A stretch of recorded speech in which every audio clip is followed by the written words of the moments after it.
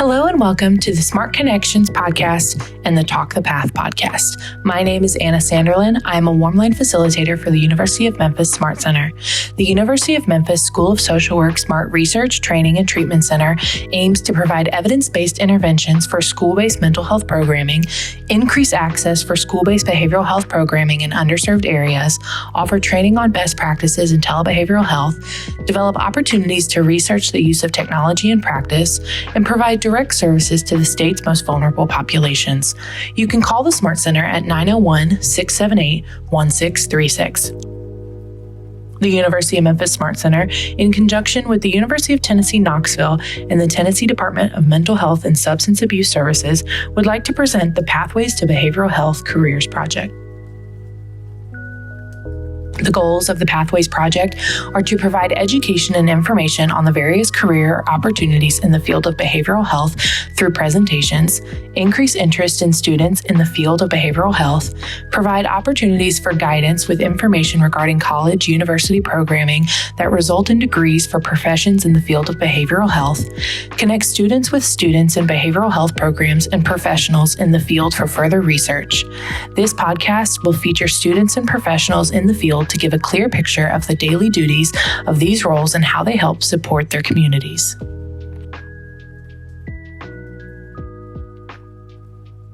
Hi, I'm Kayla Anderson. I'm with the Program for Pet Health Equity as their veterinary social worker for the organization and their project as well. So that's where I'm at now. Absolutely. Now go ahead, tell us a little bit about your background and what led you to pursue veterinary social work. Yeah, so my background, well, I kind of pursued veterinary social work early on. I didn't actually have like my career yet. It was the start of my career, actually. Right. So I gotten my Master of Science in Social Work degree. And within it, I did the concurrent veterinary social work certificate. And how I started there was because I had started in my undergrad and I was starting in the sciences, specifically biology. And I was working with, the guidance counselors there at the college. And we were really exploring my interests more and like where my interests lie, because I still wasn't sure myself. And the thing was, I was always interested in activism and that kind of social work, basically, society, people, making the world as best as we can, really. That along with animals, just like I've always had an interest in animals, animal welfare. Even from the beginning, I was always, whenever you'd bring me around like bunnies or anything, or take me to whenever I was taken to like any kind of place with animals as a child, like I just always had to reach out towards the animals and be with them. So it was really that combination of interest in animals and interest in helping people that really led me to veterinary social work. And my counselor had kind of guided me to there. First, I had gotten my undergrad in sociology, then my master's in social work, and then that social work certificate, veterinary social work certificate. Absolutely. So, that's where I am now. That's awesome. A little bit about me. I'm actually, I do this as my internship, but I also work at an animal hospital as a receptionist. So I completely understand. And I think it's wonderful that you were able to find this passion for two separate things and be able to meld them into one. And honestly, this is actually the first time I've heard of a veterinary social work position. So I'm incredibly excited to keep talking to you and learn more about this position. And what would you say attracted yourself to the field of veterinary social work as compared to other programs? I know you said you had just a relationship to animals. You loved them. You loved helping people. Was at any point, did you think about moving somewhere else into social work, or was this kind of your first thing and you were like, yep, that's it. That's the one I want? It's pretty much that second thing. That's it. Right.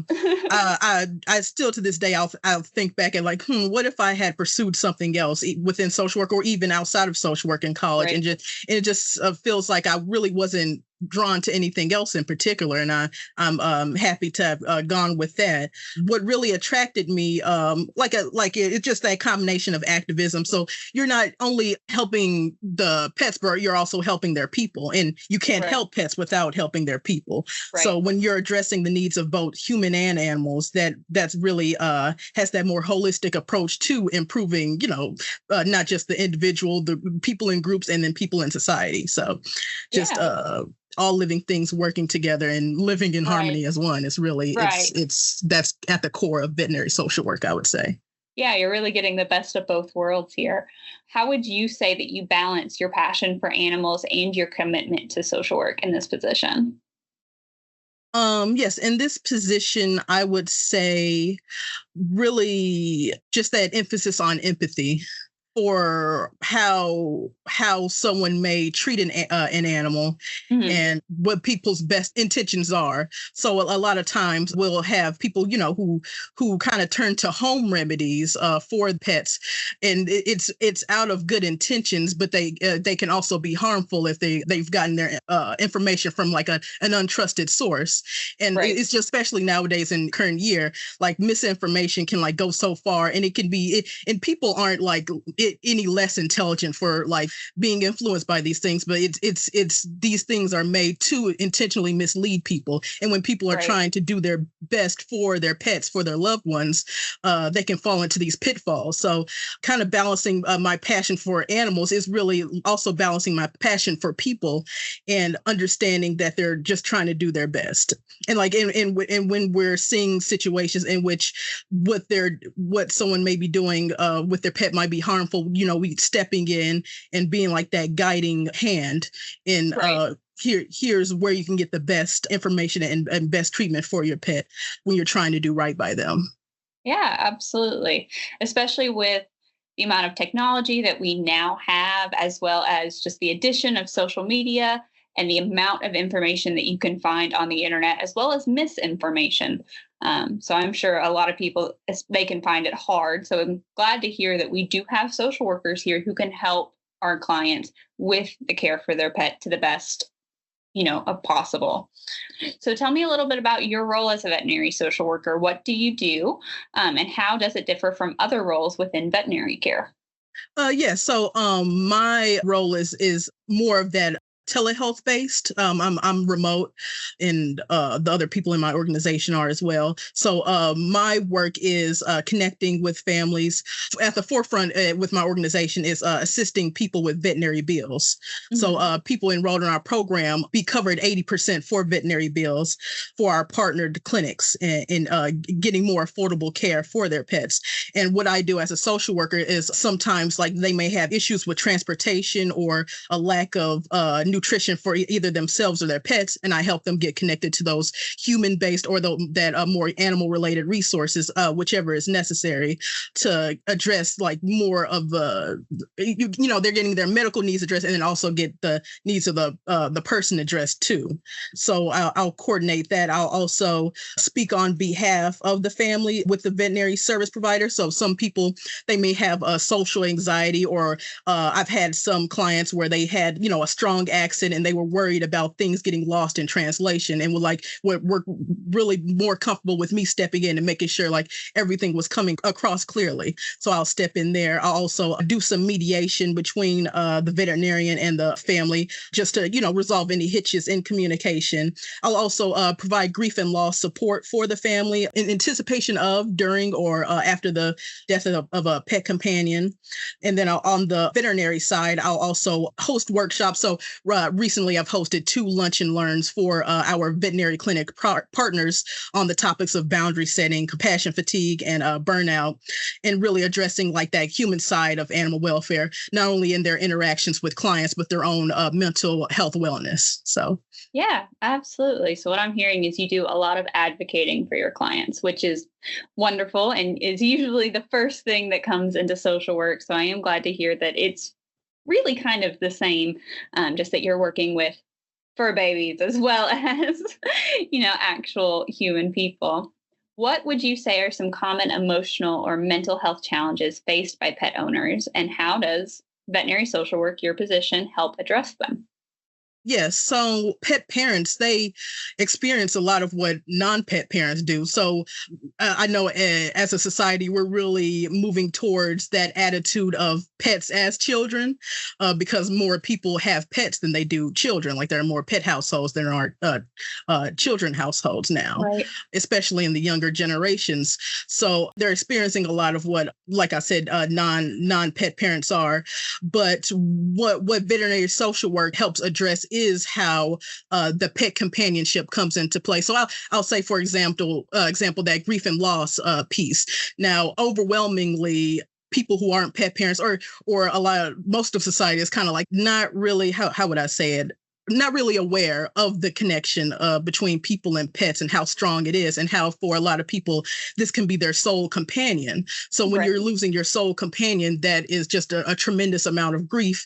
And there's been studies that have shown that people need at least 1 day of bereavement from work when they've lost a pet, and almost no people get days off of work for that, because it's not considered like the death of a loved one or a death of a human in their family or a friend that they would usually get bereavement leave off of. So just emphasizing that and connecting with clients who have lost their pets, and like really emphasizing with them and letting them know that their loss is real, because so many people, even in their own family, may downplay it. Right. We've seen. And that's kind of how that advocacy comes in, because you're not only validating the loss, but you're validating them for feeling these strong feelings, because these relationships with your pet companions are invaluable. And, right. Just emphasizing that. Absolutely. And I'm hoping that we see more of a shift kind of in that thinking of, oh, it's just a pet, it's not a family member. They are family members. And I know, especially kind of with the COVID-19 pandemic happening, a lot of people went and got themselves a pet. They adopted one, they found a breeder, they did something so they could have that companion in their home. So I know that we are also seeing a lot more pet parents right now. So it's good that we do have, like I said, people that are advocating for them, but also people who are advocating for these situations that is probably going to happen when you get a pet, but you can never truly prepare yourself for that kind of grief, for that kind of loss. How do you support veterinary professionals like veterinarians and technicians who experience burnout or compassion fatigue? I know you've said that you actually just hosted a group session for them on this specific topic. Yes. So I'll host those workshops, and I'm also within my organization, we're developing a certificate for shelter workers in that human side of animal welfare, and addressing things. And what's going to be included is addressing things like burnout or compassion fatigue. And I would say, like, one of the most important things when I'm doing my lunch and learns, my workshops around burnout and compassion fatigue is the separation of the two, and like how burnout is more of those feelings of apathy and those mental health state. And then that compassion fatigue is really you're empathizing so much with the pain you're seeing with the pets you're treating, or the pets that don't have a family yet, so they are at the shelters, and you're just emphasizing so much with what they're going through. It's really exhausting you. So that's really to walk with them through that. And the most important thing to do in that kind of situation as a veterinary social worker is validating those feelings. These aren't, imagine you're feeling exhausted for a reason. You're feeling burnout for a reason. This is why. And then also giving kind of techniques and strategies and skills in not only coping with them, but improving your mental wellness around those things. So that's also where those boundary setting, self-care and all that comes in when you're resolving these feelings of burnout and compassion fatigue. So that's what veterinary social workers are here to help with. Yeah, absolutely. And I love getting to hear that you start off with information and explaining what these two things are and how they are separate, how they can affect you in different ways, and then moving forward with okay, now that we understand what these are, here's what we can do about them. As somebody who's worked in the veterinary profession, I see so much of them being like, hey, you might be experiencing burnout. Here are things that you can do, but they don't ever truly explain what those feelings look like. So a lot of, these employees, they're like, I'm just feeling a certain way, but I don't know what burnout is. So I just kind of got to keep pushing. But in reality, they need to take a second for themselves and stop and do some self-care and, work through those techniques. But it's really hard when they don't have that information first. So I like to hear that, not only are you helping advocate for clients, but you're also advocating for the employees as well to make sure that they stay as healthy mentally as possible so that they can continue to help their patients. How do you approach a situation where an animal is suffering, but the owner might not be ready to make a difficult decision such as euthanasia? It's about talking about your options and the quality of life. So you're assessing what are the personality changes, what are their activity levels, talking through, what's best for the pet. I'm really lucky in that when I encounter, making difficult decisions of aftercare and things, a lot of people are on the side of what's best for my pet. Let me put my feelings aside and think about what's best for my pet and not wanting them to suffer. Right. Yeah. It's really talking through those options and, right. Assessing their quality of life. Right. Yeah, absolutely. I know you said that you also do help your clients with that grief process. So, how are some ways that you help owners who are currently struggling with the loss of a pet or with their decision to euthanize their pet? Just being there as a listening ear and kind of asking reflective questions, open-ended questions about like what you're seeing with your pet. It's more of that motivational interviewing piece. So it's kind of like holding up a mirror to the situation and like talking to them in a way that, you're putting all the aspects together and you're kind of like making this grander picture of like what's going on in the situation. How are your feelings around the loss of your pet and what options you have? I'm hearing everything that you're saying. A lot of it is that information, talking with them and making sure that they understand what they're feeling, why they're feeling that way, and that it's okay to have those feelings. It's okay to have those emotions. It's a hard decision to make, but also getting into adulthood, that is what a lot of people have to deal with. They do have to deal with taking care of another living being, whether, like you said, that's with children or with animals. It's still a very hard decision for them to make, even though we know, dogs and cats don't live as long as we do. They've only got maybe 15 to 20 years, but people still have, they still struggle with it. It's an extremely hard loss for them to take. What ethical dilemmas might arise in veterinary social work, especially when animals' well-being and owners' decisions clash? As far as ethical dilemmas, what a lot of times what can happen is, you have the pet parent and they've maybe they've had the pet since birth or like since puppy or kittyhood, since they were a baby, and they've become intimately familiar with their pet, and they know the pet more than anyone. And then sometimes it can be hard to be faced with decisions being offered by the provider and kind of conflicting with what they know about their pets, and then also their own values and beliefs. So that can be a kind of ethical dilemma where you're simultaneously trying to promote the veterinarian's recommendations, but you're also trying to empathize with the pet parent and like their perspective and their beliefs. And that can be like a common ethical dilemma that comes within the animal welfare piece. Absolutely. That actually kind of takes us right into our next question. So when you are in this position of advocating for the animal's welfare while also trying to respect the owner's wishes, what are some things that you do when that client is in emotional distress? Yeah, so that's going more into de-escalation techniques, or which really is just giving the pet parent the space to talk out their thoughts and feelings and kind of process what's going on. One of the best things you can do for someone who is in emotional distress is giving them the space to feel what they're feeling and validating that. And then also asking leading questions of how do you feel about this? And what are the things that are making you feel this way about that? I think that's part of balancing that, advocating for animal welfare and respecting the parents' wishes.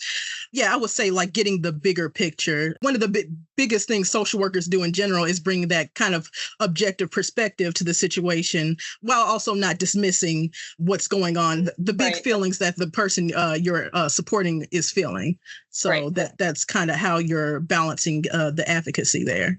Yeah, absolutely. And it does tend to lead to some very tense situations because those are strong emotional feelings and you do need to feel them, but also in the same way, we also need to feel them and make sure that we are doing the best to provide the best quality of care for everybody around, for the clients and for the pets themselves.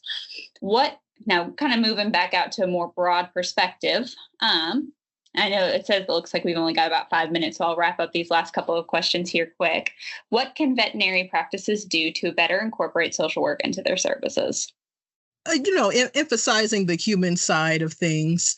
Like I said earlier, like you can't help pets without helping their people. So if you have someone coming in who seems to be having other difficulties with other aspects of their life, asking about it, or what's a really good thing for veterinary practices to have is like a kind of resource list of like local social service agencies and animal welfare agencies that they can refer people to. That's really incorporating social work into the practice and helping the human needs to be met as while the animal or their pet is being taken care of. Other than that, just like, hiring social workers would be really great, because I'm very much of the belief that anywhere where there's people, there needs to be social workers. So animal welfare, law enforcement, there's already some in schools, but not nearly enough. So that's really the main thing. Right. I know. I think with everybody who I've done a podcast with, that is always their closing statement is we need more social workers. We need to get more young social workers into the field so that we can start getting more people spaced out. And I know that social work has always been, a fairly big thing, but it is now becoming more recognized, exactly what we do, because there is that stigma around social work that all we do is work with CPS and take children out of homes. But in reality, we're absolutely everywhere. We're in every field. We're working with everybody. We're working with other people. We're working with animals. We work with technology. So it's really great, to hear these other perspectives and get that information out there so that people are starting to see more about what we do. And by knowing more about what we do, they can then reach out to us for the services that we have to offer for them, which is what we're here for.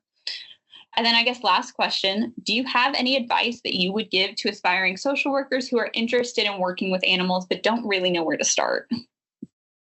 Yeah, I do. I know back in the old days, or especially when you ask some of your parents or your grandparents, they'll say, oh, just knock on doors to get a job. You just walk right in and ask for an application.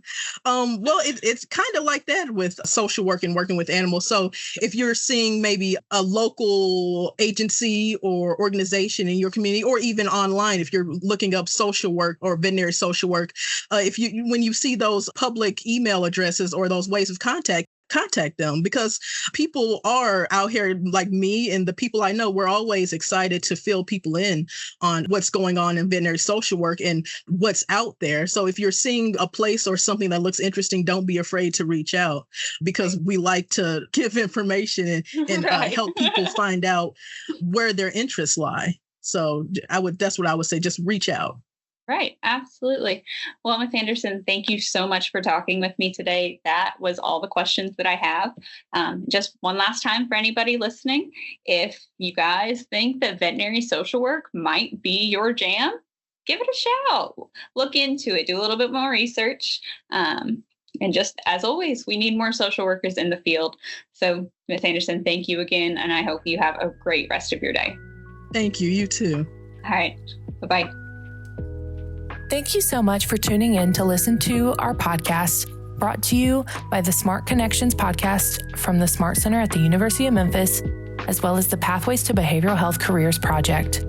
If you or anyone you know needs any information from the Smart Center, please contact us at 901-678-1636 or email us at smartcenter@memphis.edu. You can also learn more about us at our website, memphis.edu/smartcenter.